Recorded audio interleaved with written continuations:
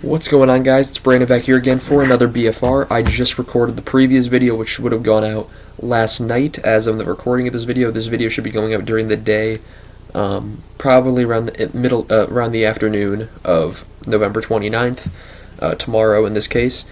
I'm filming this right after the Anthony Beauvillier trade video. That's the BFR with the Seattle game, so I'm doing it the night of. But I've already done 4 videos today. This is the 5th video I'm recording. This one's going up tomorrow, just so I have something to put up tomorrow. Game 20 versus the Seattle Kraken was at 7:30 on November 28th. And the big thing during the game was that Anthony Beauvillier's trade broke during the first period, as well as what happened about Corey Perry was also revealed. Kyle Davidson came out and spoke and said it was nothing involving a player, and honestly, people who think anything of that and thought of those rumors are disgusting, which are pretty understandable, because why bring this new phenom's family into a situation where he clearly had nothing to do with? How do you even start that rumor? But yeah, so we're just going to step away from the Perry situation. He's gone. Hawks win the game 4-3. They come out and they win a pretty good game. They go to 7-13. Shots are 36-23 Seattle. Hits 13-12 Seattle. Faceoffs 32-24 Seattle. Power play, Chicago 0 for 3, Seattle 0 for 5, but no Tanev and no Burakovsky for Seattle. Entwistle was in. He replaced, I want to say, was it Gutman? I think he may have took Gutman's spot. I don't recall.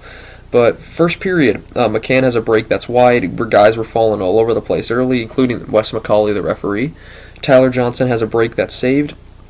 But at 14:47, it's a Chicago penalty to Jones for interference, which would be killed. On that penalty, Vlasic has a shorthanded chance that's saved.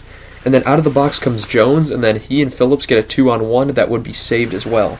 But then at 11:06, as the Hawks first pressure, it's a rebound goal for Boris Kachuk with his second of the season, as in as many games, and that's from Donato and Jones to make it 1-0. A minute and a half later, they strike again as they're pressuring once again. 9:37, it's a Chicago one-timer goal to Jason Dickinson with his 7th of the season. He's been on a tear in November. From Phillips and Anderson to make it 2-0. Joey Anderson, ever since being called up, has looked great. I still don't understand why he didn't make the opening night roster over some of the guys that did, but it's good that he's here now because he's producing. By the way, that Jones assist on the first goal was his 300th career assist, so congratulations to Seth Jones. Foligno to Bedard is broken up. 7:44, Chicago penalty to Murphy for tripping, which would be killed. And then 5:17, Seattle responds. It's a rebound goal from Matty Beniers, his 4th of the season from McCann to make it 2-1. 3:27, Chicago penalty to Kaiser for tripping, which would be killed because at 2:17, it's a Seattle penalty to McCann for hooking, which would be killed. So it's 4-on-4 for 50 seconds, and then the Hawks power play for 1:10.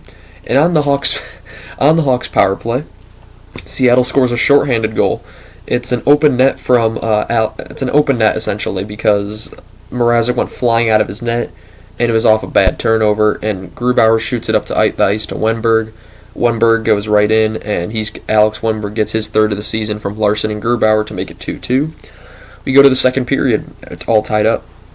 Reichel's denied early, but then at 15:38, it's a Chicago goal at Tyler Johnson with his 6th of the season from Radish and Reichel to make it 3-2. Reichel was moved down to the second line. With Bedard, it just wasn't working anymore, so I guess they moved him down. Seattle was pressuring, but at 9:17, Chicago gets another one-timer. It's a goal from Mackenzie Entwistle back in the lineup. His 2nd of the season once again from Joey Anderson. That's his 3rd assist in the NHL now this season. Make it 4-2. Seattle continues to pressure. Bedard to Reichel is saved by Alexiak as on a power play because at 3:55, it was a Seattle penalty to Beniers for tripping, which would be killed.